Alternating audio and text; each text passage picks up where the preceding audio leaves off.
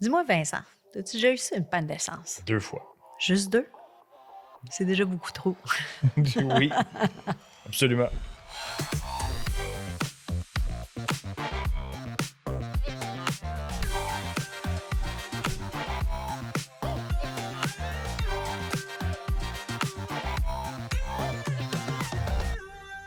Hey Isabelle, l'essence commence à être chère, là.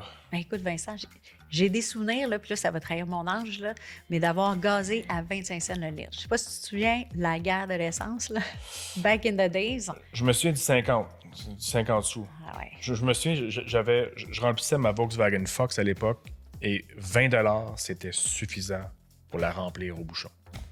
Puis on se privait pas dans ce temps-là et qu'on en faisait de la route. Alors, on rentre dans le sujet. On parle des trucs pour économiser de l'essence. Je pense que c'est assez d'actualité par les temps qui courent.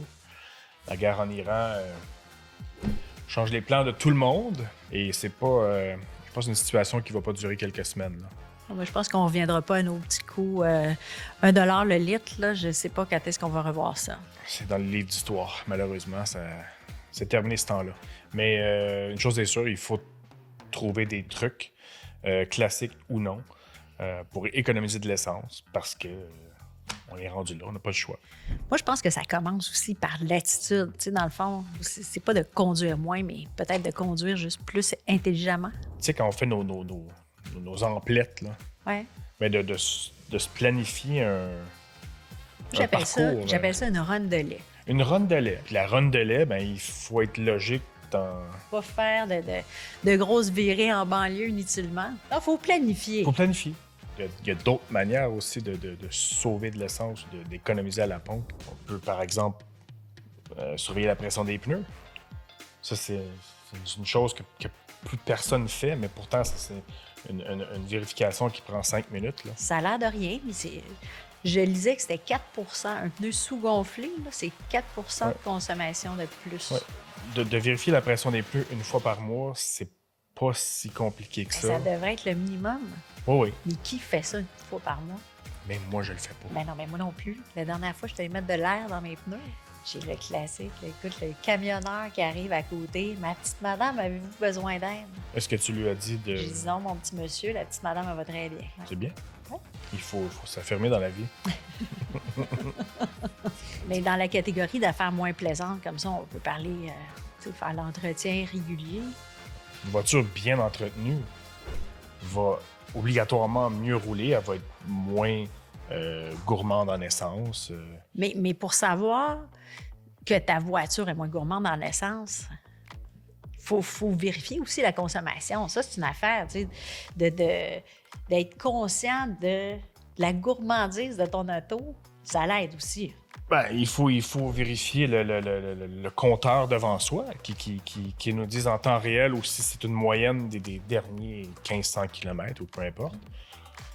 Mais on peut aussi le calculer à la mitaine en calculant le nombre de litres qu'on vient de mettre dans le carburant puis le nombre de kilomètres qu'on va faire. Là, on va vraiment avoir une idée parfaite de la consommation du véhicule. Mais justement, c'est tous des trucs, comment dire, pas plates, mais comment rendre ça le fun, là, économiser de l'essence? C'est-tu possible? Je sais pas, tu as des solutions? Ben, moi, je pense que c'est de transformer ça. Tu sais, un peu comme un jeu, là. Tu sais, toutes les manœuvres qui sont plus brusques, on sait qu'un véhicule à l'arrêt, quand il repart, tu sais, repartir de zéro, ça demande beaucoup plus d'énergie. Fait que je pense que c'est... Moi, je dis toujours, c'est comme de jouer à l'espion, là. Tu sais, tu gardes tes distances, tu sais, tu fais pas de mouvements brusques pour... Tu essaies de passer inaperçu, là. Fait que je pense que c'est d'avoir une conduite préventive. Tu sais, d'essayer de voir, OK, il me reste tant de mètres avant l'arrêt, comment je peux juste ralentir sans nécessairement freiner. En roue libre, là. Oui, exact. Puis la même chose quand tu arrives aussi, si le feu est rouge, ça ne donne rien de te presser pour arriver. Totalement. Puis on en voit tellement des automobilistes qui roulent trop vite, puis qui se rendent au feu rouge, puis ils attendent 2 minutes alors qu'ils auraient juste pu rouler tranquillement sur le boulevard. Puis, comme tu dis, là, il faut être logique. Mais une belle image, on l'a sorti tantôt, toi, c'était de mettre l'œuf comme si on avait un œuf en dessous de la pédale d'accélération. Oui. Comme s'il ne faut pas l'écraser. Ou tu déjà disais... essayé avec un vrai œuf? Non, j'aime trop mes voitures. Mais ton test de rouler avec un verre à café sans couvercle, Non, mais tu peux aussi C'est un bon imaginer test. Ouais, que... en tout cas, le poids. Ah, le poids. Le poids. Oh. Et on en a-tu des cochonneries dans notre auto, là? Dans Soyons le honnêtes. coffre, on laisse des choses qui pèsent. Puis plus la voiture est lourde, plus ça consomme, là. Oui, mais là, fait qu'il faudrait adopter la philosophie de Marie Kondo. Tu sais, est-ce que ça t'apporte de la joie? En as-tu vraiment besoin de ça? Mais as-tu besoin de ton Traction Aid qui pèse, tu sais...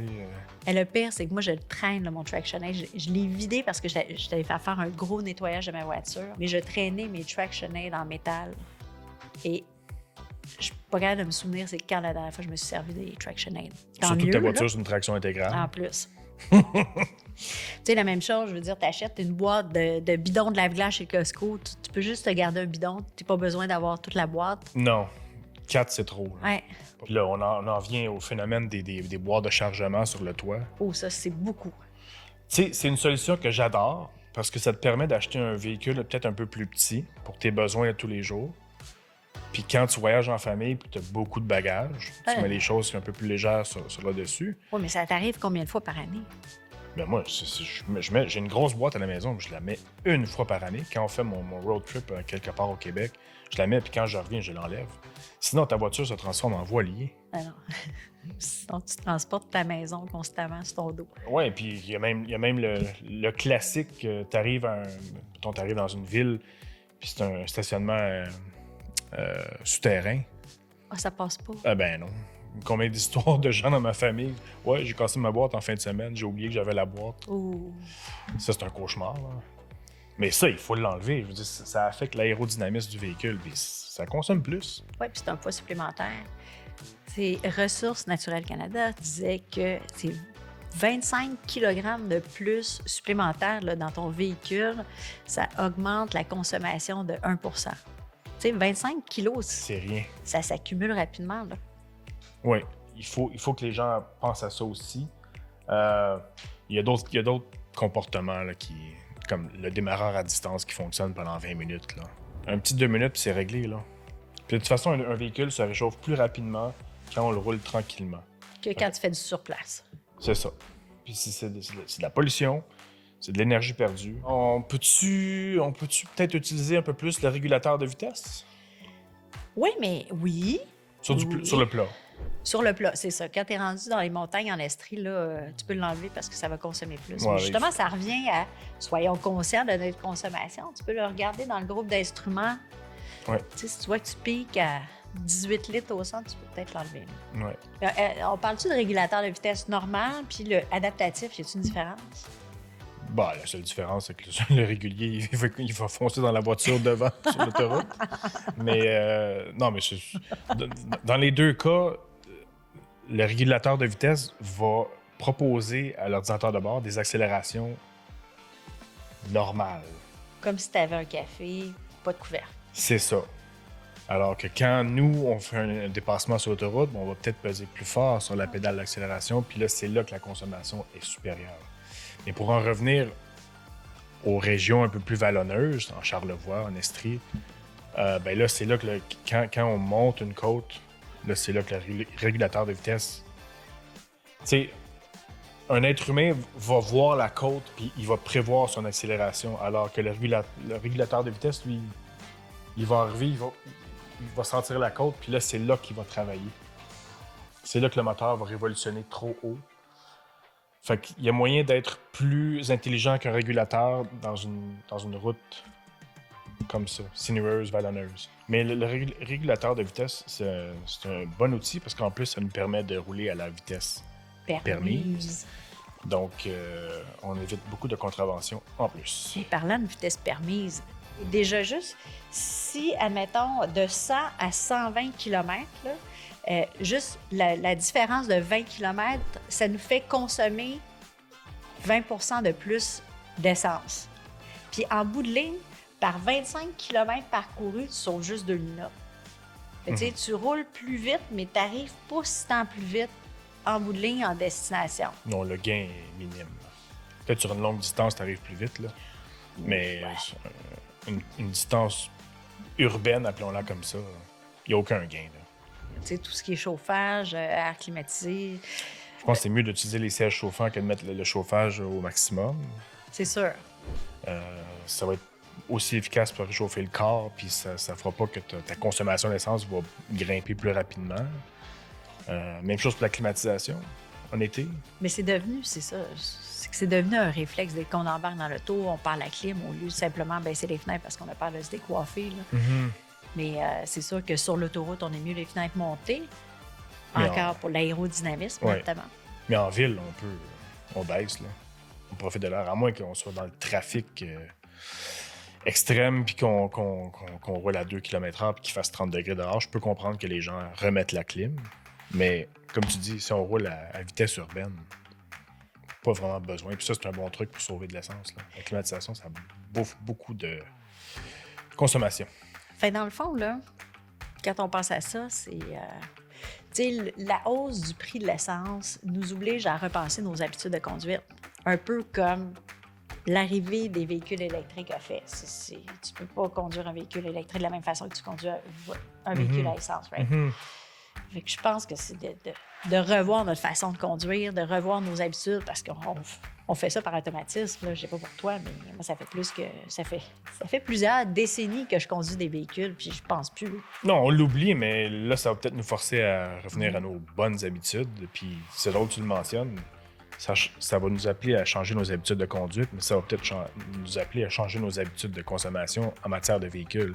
La technologie hybride connaît un regain depuis quelques mois, même quelques années. Puis c'est vrai que tous ces changements de prix d'essence vont peut-être nous forcer à changer de véhicule. Peut-être aussi, là. On est peut-être rendu là aussi dans certains foyers qui se disaient, bon, je vais attendre 6 mois, ben, peut-être qu'ils vont acheter leur prochain véhicule plus rapidement pour justement sauver à la pompe. Là. On veut pas encourager une ruée vers les... On parle de sauver des piastres, on va pas aller dépenser des milliers de dollars. Non, c'est ça. C'est pas une bonne chose de recommander d'acheter un nouveau véhicule. Mais dans le cas où certains consommateurs sont déjà en processus d'achat, ben peut-être qu'ils pourraient considérer un véhicule plus économique justement à cause des prix de l'essence. Mais là, il faudrait y revenir. Tu me parlais de ça en intro. Comment on tombe en panne d'essence? Oh. Tu sais, consciemment... J'étais jeune. Jeune et innocent. Jeune et innocent.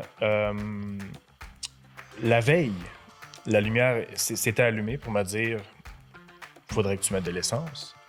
Et je suis rentré à la maison. Je dis « bon, c'est pas grave, je mettrai de l'essence demain ». Je suis parti à l'université le lendemain, à mes cours, et le moteur s'est mis à tout sauter. Puis là, j'ai dit « oh non ». Là, je me suis souvenu, c'est vrai. Et je me suis retrouvé en plein milieu de l'autoroute 20, avec au volant de ma Jetta 2. Et j'étais seul. Et j'ai vu une remorque qui s'en venait au loin, mais qui m'a pointé, je m'en viens, mais il était loin d'être arrivé. Alors moi, j'ai poussé ma voiture sur l'autoroute. Mais tu sais qu'ils disent de ne pas sortir de ton véhicule quand tu tombes en panne sur l'autoroute. Tu as tout à fait raison, mais encore là, j'étais jeune, inexpérimenté. Heureusement, j'ai réussi à sortir la voiture de l'autoroute par moi-même. Là. Je l'ai poussée à mes risques et périls. Et je peux vous dire que maintenant, je fais plus attention pour les pannes d'essence parce que ça m'est arrivé une deuxième fois aussi, avec la même voiture d'ailleurs. Mais c'est un endroit plus sécuritaire. Mais je comprends pas pourquoi tu n'as pas appris de la première fois, Vincent. C'était pas assez intense pour toi? En fait, celle que je viens de te conter sur l'autoroute, c'était ma deuxième fois. Ah, OK. Donc la première fois... J'étais dans un endroit sécuritaire, mais il a fallu que je marche un bon 2 km pour me rendre à la station d'essence avec un bidon rouge. Là. Qu'est-ce que tu veux? C'est des erreurs de jeunesse qu'on appelle. Là, tu as finalement appris. Il n'y a pas de jamais 203. Je l'espère pas. Donc, si on récapitule, là, Isabelle, là, pour économiser de l'essence, c'est avant tout une question de comportement. C'est de l'attitude. Il faut changer notre attitude au volant. Faut être plus doux avec notre véhicule. Faut l'entretenir. Faut prévoir des zones où on ralentit, qu'on laisse la voiture aller. Anticiper, tu as tout à fait raison. Utiliser le régulateur, le cruise control. Il faut être plus zen, de façon générale. Plus zen, puis il faut aussi être intelligent, enlever le poids, le poids inutile. Les boîtes sur les de grâce, enlevez-les. Quand vous avez fini vos vacances l'été, enlevez-les. C'est 4 vis. Le rack à vélo. Enlevez-les. C'est pas beau. Ça pogne dans le vent, comme on dit. ça augmente la consommation d'essence. Voilà. Une Donc, question il y de a comportement. Fait qu'il y a moyen de continuer à conduire quand même. Faut pas se priver, il faut juste être plus intelligent derrière le volant. Très bien dit. En même temps, c'est bon aussi pour ceux que leur assureur. Oui. Comment on appelle Récompense. ça? Oui, les récompenses. Les récompenses par Regarde, le type en de plus, conduite. sauf sur. Tu vas sauver à la pompe et tu vas sauver avec ta compagnie d'assurance. C'est un 2 pour 1. Merci beaucoup, Isabelle. Ça fait plaisir. Merci à toi, Vincent. Et merci à nos auditeurs. Et je vous invite à vous abonner à toutes nos plateformes sur les réseaux sociaux. Et sur ces belles paroles, on se dit à la prochaine. Absolument.